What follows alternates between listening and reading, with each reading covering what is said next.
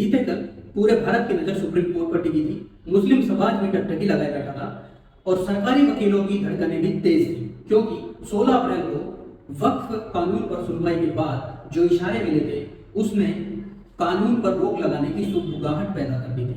वक्फ संशोधन कानून के विरोध में आई याचिका पर 16 अप्रैल यानी बुधवार को सुनवाई शुरू हुई। तब सुप्रीम कोर्ट ने नए कानून के 3 अहम प्रावधानों पर सवाल किए। सरकार की तरफ से पैरवी कर रहे सॉलिसिटर जनरल तुषार जी ने कहा कि उन्हें अपनी पैरवी को आगे बढ़ाने के लिए थोड़े समय की जरूरत है और इसके लिए 17 तारीख मुकर्रर की गई। 17 अप्रैल की सुनवाई में क्या हुआ?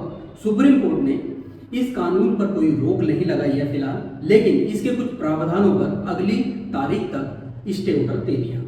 मसलन वक्फ बोर्ड वक्फ काउंसिल में गैर मुसलमानों की नियुक्ति नहीं होगी।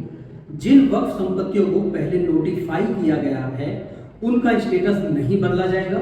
इसमें वक्फ बाय यूजर वाली संपत्तियां भी शामिल हैं। गुरुवार को सॉलिसिटर जनरल तुषार मेहता जी खड़े हुए और बोले कि मैं सम्मान और चिंता के साथ कुछ कहना चाहता हूं।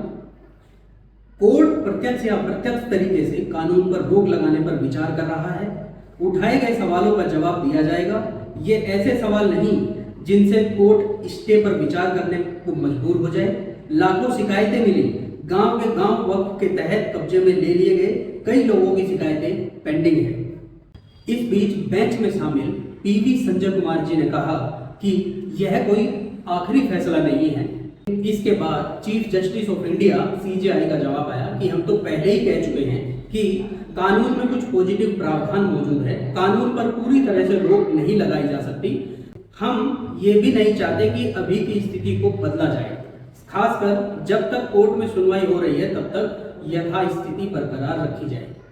इसके बाद बेंच ने अपना ऑर्डर सुनाया, जिसको हम पहले ही आपको बता चुके हैं। अगली सुनवाई 5 मई 2025 को होगी। सुप्रीम कोर्ट ने यह भी कहा कि इतनी सारी याचिकाओं की फाइल देखना संभव नहीं है, इसीलिए 5 याचिकाओं पर सुनवाई की जाएगी। सभी याचिकाकर्ता उन पर अपनी सहमति बनाएं और नोडल काउंसिल के जरिए इन्हें तय करें। फिलहाल वक्फ बोर्ड में गैर मुसलमानों की नियुक्ति पर रोक है।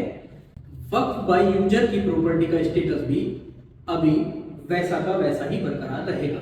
सुनवाई के दौरान जिला कलेक्टर की शक्तियों के बारे में भी बात हुई।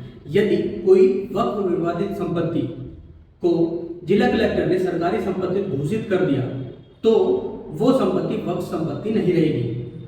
इस पर याचिकाकर्ताओं की ओर से पेश हुई कपिल सिब्बल जी ने कहा कि जिला कलेक्टर सरकारी कर्मचारी होता है, सरकार के पक्ष में ही फैसला देगा।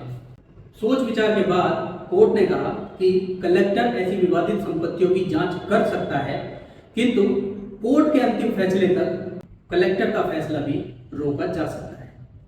वक्फ बोर्ड में गैर मुसलमानों को शामिल करने पर भी चर्चा हुई। याचिकाकर्ताओं का कहना था कि यह मुस्लिमों का बोर्ड है, यह धार्मिक मामला है। इस मामले में गैर मुस्लिमों का होना उचित नहीं है।